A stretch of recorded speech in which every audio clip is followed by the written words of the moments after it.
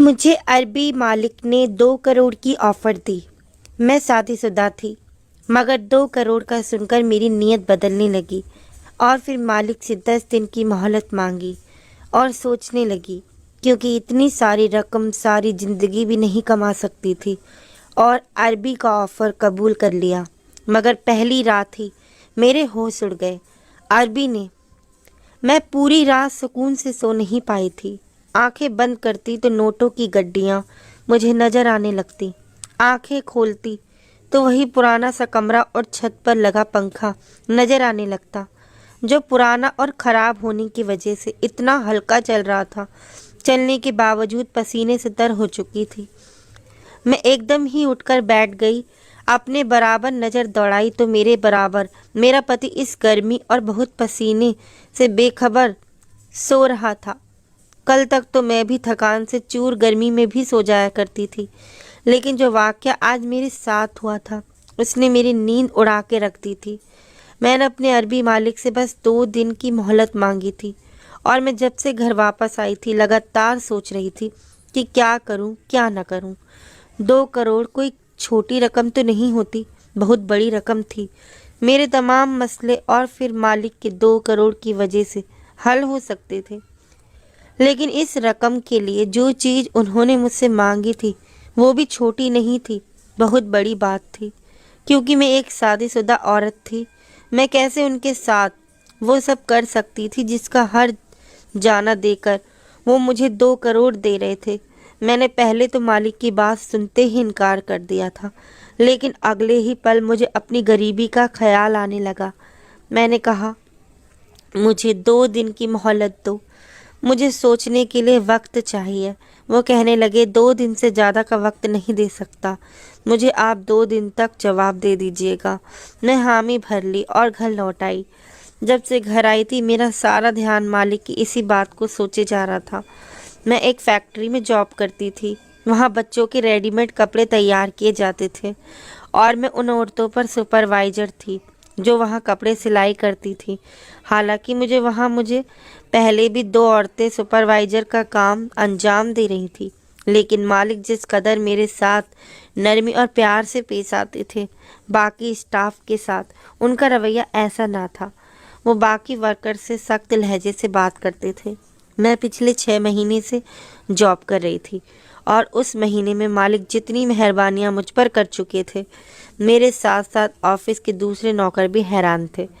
अक्सर औरतें मुझसे यह कहने लगी थी कि हम इस ऑफिस में पिछले 3 साल से काम कर रही हैं, लेकिन मालिक ने हमारी तनख्वाह तो नहीं बढ़ाई, और तुम्हें नौकरी करते हुए अभी कुछ ही महीने हुए हैं और तुम्हारी तनख्वाह भी बढ़ा दी, तुम्हें बोनस भी दे दिया। ऐसा भी तुम क्या काम करती हो? मुझे खुद मालिक की इस किस्म की मेहरबानियों की वजह समझ नहीं आ रही थी। एक औरत कहने लगी, बस मालिक इस लड़की की खूबसूरती पर मर मिटा है, इसीलिए मेहरबानियाँ इस पर हो रही हैं, वरना इस लड़की में दूसरी कोई खूबी तो नहीं है। ये बात सुनकर मुझे इस पर गुस्सा आने लगा। मैंने कहा, जबान संभाल कर बात करो। अगर मालिक मुझे तुम लोगों से ऊपर रख रहे हैं तो जाकर मालिक से पूछो, मुझ पर इल्ज़ाम लगाने की ज़रूरत नहीं है। मैं भी चिल्लाकर बोली थी। मेरा लहजा तेज हुआ तो बहुत से स्टाफ के लोग जमा हो गए। औरतें भी मुझसे लड़ने लगी। बात मालिक तक पहुंच गई। जब मालिक वजह पूछने लगे तो मेरे बिना लिहाजा और शर्म के वो सारी बातें मालिक को बता दी जो औरतें उनके बारे में कह रही थी। जब सबके सामने बातें मैंने बताई तो मालिक की घूरती नज़र सब औरतों पर थी, और वो औरतें मालिक के तेवर देखकर शर्मिंदा सी हो चुकी थी। मालिक ने कहा कि इस फैक्ट्री का मालिक मैं हूँ, मेरी मर्जी में जिसकी चाहे तनख्वाह बढ़ाऊँ। आप लोग कौन होते हैं किसी के चरित्र पे उंगली उठाने वाले? मालिक के गुस्से और लहजे पर सब औरतों की बोलती बंद हो गई थी।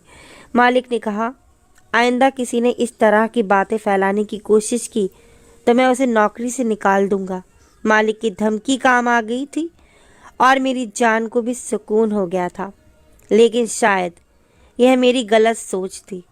चंद महीने बाद ही हकीकत जब मेरे सामने आई तो मैं चकरा कर रह गई।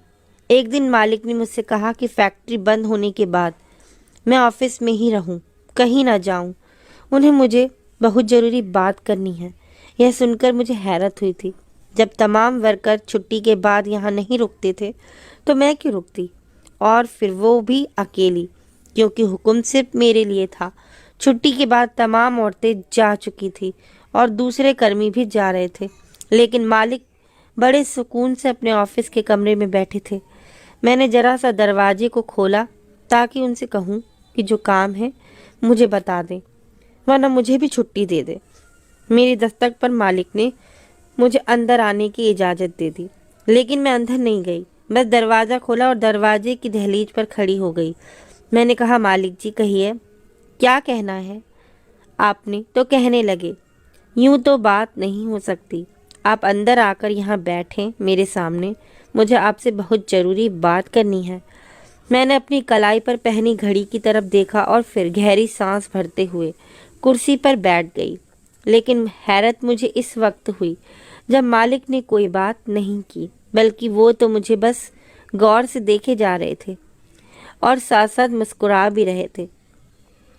मालिक की नज़रों से मैं कुछ अजीब सी सोच का शिकार होने लगी थी। उसके बाद जो कुछ मालिक ने मुझसे कहा, मेरा तो दिमाग खौल के रह गया था। कहने लगे कि आप वाकई बहुत खूबसूरत है, आपको देखकर तो मेरी तबीयत खुश हो जाती है। अपने मालिक की इस तरह की बात सुनकर मैंने उन्हें बड़े खतरनाक तेवरों से देखा था। वो शर्मिंदा होने की बजाय मुस्कुराने लगी। मैंने कहा, आपको शर्म नहीं आती मुझे इस तरह की बातें करते हुए? मैंने कहा कि मुझे आपकी नौकरी नहीं करनी। वैसे भी मैं इतनी देर तक यहाँ आपकी ये फिजूल बातें नहीं सुन सकती। मेरा पति घर पर पहुँच गया होगा, मेरा इंतज़ार कर रहा होगा। मेरे मुंह से ये सब बात सुनकर मेरे मालिक ने नज़रों से मुझे देखा था।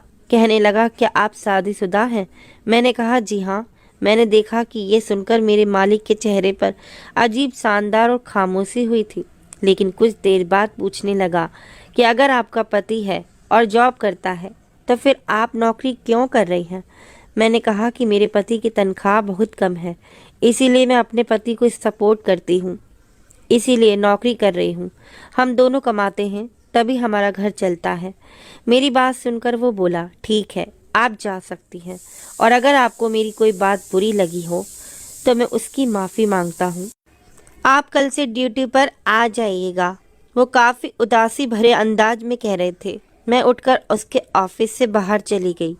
मेरा पति भी नौकरी करता था और मैं भी। हमारी शादी को 1 साल हुआ था, लेकिन हमारी अभी तक कोई औलाद ना थी और हम भी अभी पैदा भी नहीं करना चाहते थे। उसके लिए हमारे हालात इस बात की इजाज़त नहीं दे रहे थे। हम चाहते थे कि पहले दोनों नौकरी करके अपना घर खरीद लें, अपनी तंगी दूर करके फिर ही हम औलाद के बारे में भी सोचेंगे। इस मामले में हम दोनों पति पत्नी की एक ही राय थी। कुछ दिन तो मेरा मालिक खामोश रहा, लेकिन कुछ दिन बाद उसने मुझसे कहा कि वो मुझसे बहुत ज़रूरी बात करना चाहता है। मैंने कहा कि आप मुझसे क्या बात करना चाहते हैं? वो कहने लगा कि मैं बहुत मजबूर हूँ, अगर आप मेरी मजबूरी हल कर दें तो मैं आपकी परेशानी को दूर कर सकता हूँ।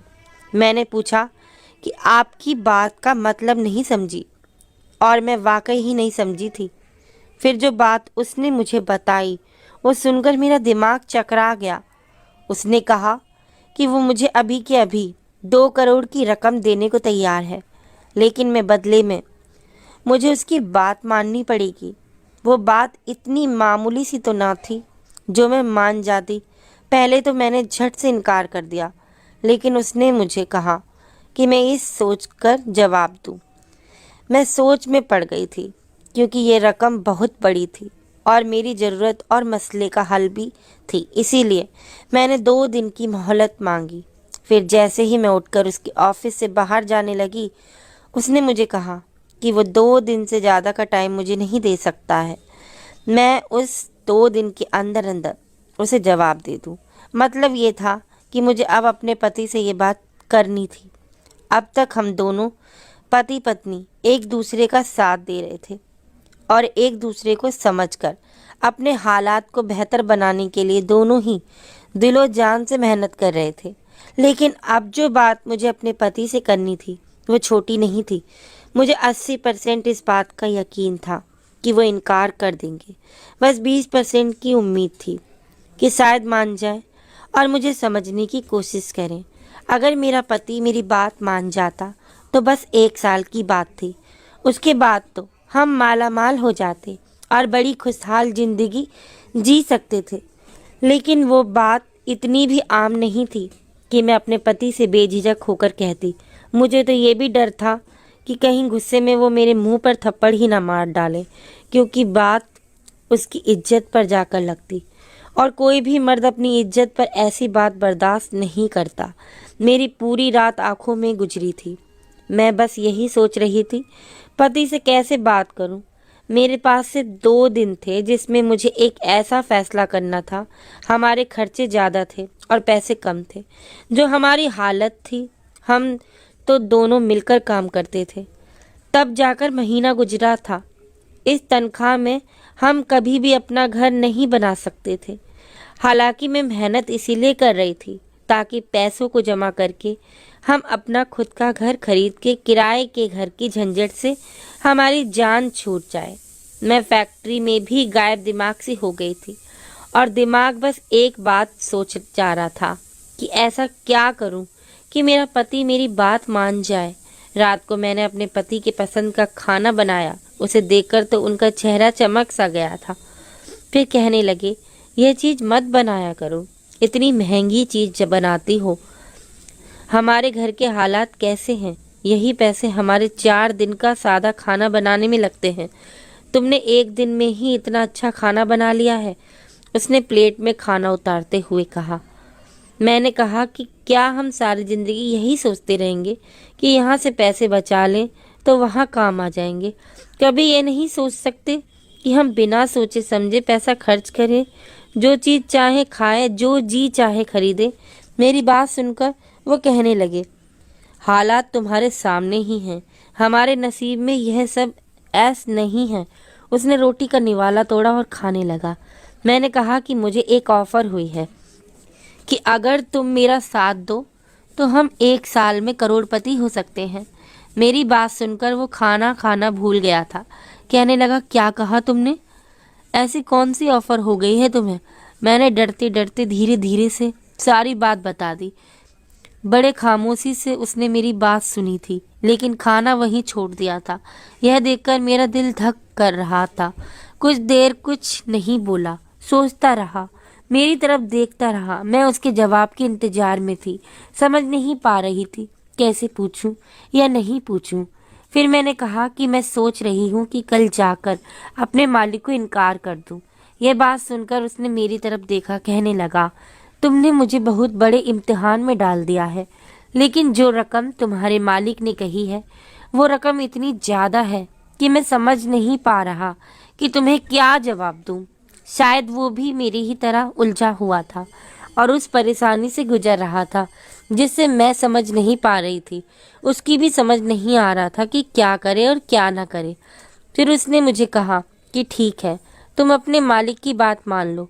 असल में मेरे मालिक ने यह कहा था कि वो बेऔलाद है और उसकी बीवी बांझ है, उसे औलाद नहीं हो सकती और वो अपनी बीवी को छोड़ नहीं सकता, क्योंकि सारा कारोबार और दौलत उसकी बीवी के नाम है। वो कहने लगा कि उसे खूबसूरत बच्चा चाहिए और क्योंकि मैं खूबसूरत हूँ, मुझे देखकर उसको यह ख्याल आया था, इसीलिए मैं तुम पर ज़्यादा मेहरबानियाँ कर रहा था। अगर तुम शादीशुदा ना होती तो तुम मुझसे शादी के बाद, बच्चा होने के बाद तलाक ना लेती, लेकिन मुझे सिर्फ औलाद के लिए शादी करनी है। अब तुम शादीशुदा हो तो मुझे इस बात की फिक्र नहीं। अगर तुम्हारा पति राजी हो जाए तो वो तुम्हें तलाक दे दे और मैं तुमसे शादी कर लूँगा। जैसे ही मेरी औलाद होगी मैं तुम्हें तलाक दे दूँगा।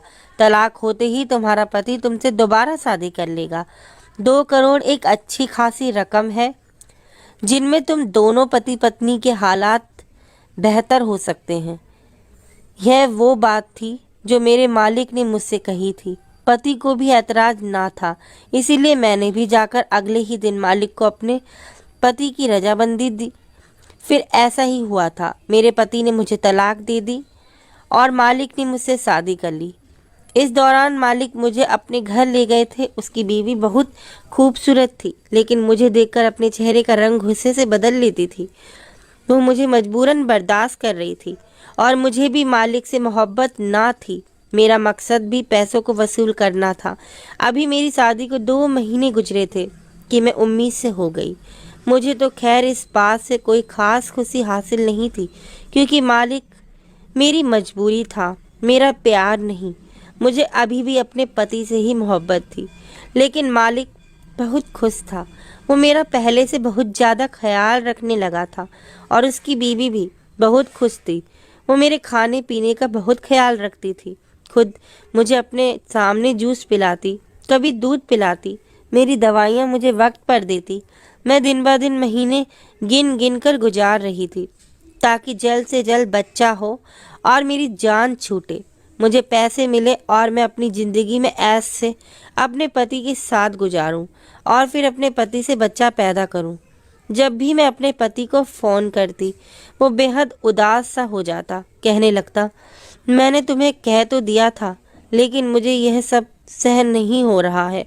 मुझे एहसास हो रहा है ये कोई मामूली सी बात हरगिज नहीं थी। मैं उसे कहती, अब तो बहुत कम वक्त रह गया है, क्यों दिल बड़ा कर रहे हो? बस कुछ ही महीना की बात है। जैसे ही बच्चा होगा मालिक मुझे तलाक दे देंगे और मैं फिर तुमसे शादी कर लूँगी और हमारी ज़िंदगी की तमाम मुश्किल दूर हो जाएगी।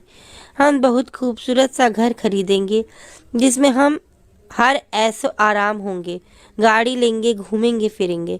मेरी बात सुनकर वो फ़ोन बंद कर देता था।